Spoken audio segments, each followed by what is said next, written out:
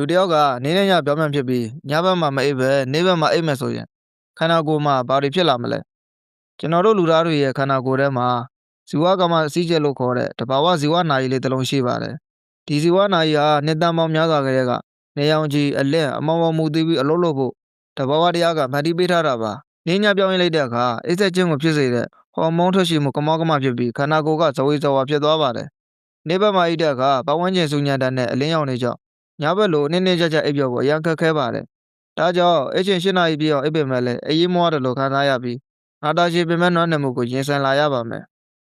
နေ့ဘက်မှာအိပ်တဲ့အတွက်နေအောင်ကြီးနဲ့ထိတွေ့မှုနှက်ပါသွားပြီးဗီတာမင်ဒီချိုးတဲ့မှုကိုပါဆက်တိုက်ဖြစ်ပေါ်စေပါတယ်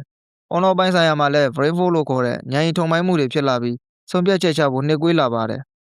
အိပ်ဆက်ခြင်းစစ်စစ်ကိုတေချာမဖြတ်တန်းရတဲ့အတွက်ကာလတုံမှတ်ညာကနေကာလရှည်မှတ်ညာအဖြစ်ပြောင်းလဲသိမ်းဆဲတဲ့ဖြစ်စဉ်ထိခိုက်လာပါတယ်စိတ်ပိုင်းဆိုင်ရာအနေနဲ့ကတော့လူမှုအတိုင်းဝိုင်းနဲ့အချိန်ဆုံးမတူတော့တဲ့အတွက်အထီးကျန်ဆန်လာပြီးစိတ်တက်ကြလွယ်လာပါတယ်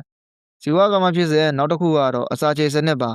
ညဘက်ကြီးအစာစားတဲ့အခါအစာအိမ်ကကောင်းကောင်းမချေဖြတ်နိုင်တော့ပါဘူးပြီးတော့အင်ဆူလင်သုံးပြန်နိုင်စွမ်းကျဆင်းသွားတဲ့အတွက်သွေးတွင်းတကြားတဲ့မြင့်တက်လာပြီးဘဝလင်ခြင်းနဲ့ဆီးချိုရောဂါဖြစ်နိုင်ခြင်းများလာပါတယ်ခန္ဓာကိုယ်ရဲ့စိတ်ဖိစီးမှုဟော်မုန်းတွေအချိန်လွန်မှထွက်ရှိတာကြောင့်နှလုံးနဲ့သွေးကြောဆိုင်ရာရောဂါတွေလည်းပိုဖြစ်လွယ်ပါတယ်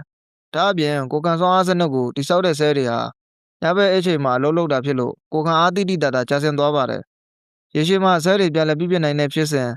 နှဲကွေးသွားလို့ကင်ဆာရောဂါအချို့ဖြစ်ပွားနိုင်ခြင်းကိုတော့မြင့်တက်စေပါတယ်ခန္ဓာကိုယ်ကဒီလိုပြောင်းပြန်ခြင်းတွေကိုအတိုင်းအတာတစ်ခုအထိတော့လိုက်လျောညီထွေဖြစ်အောင်စူးစမ်းပေးနိုင်ပါတယ်ဒါပေမဲ့မလွဲမရှောင်တာညဆိုင်လုပ်ရမယ်ဆိုရင်တော့နေ့ဘက်အိတ်ချိန်မှာအခန်းကိုအမောင်ဆုံးဖြစ်အောင်လုပ်ထားဖို့အရေးကြီးပါတယ်ပြီးတော့ပရက်သေးမှာပါအိတ်ချိန်ထားခြင်းကိုတသက်မှတ်ထားရှိခြင်းက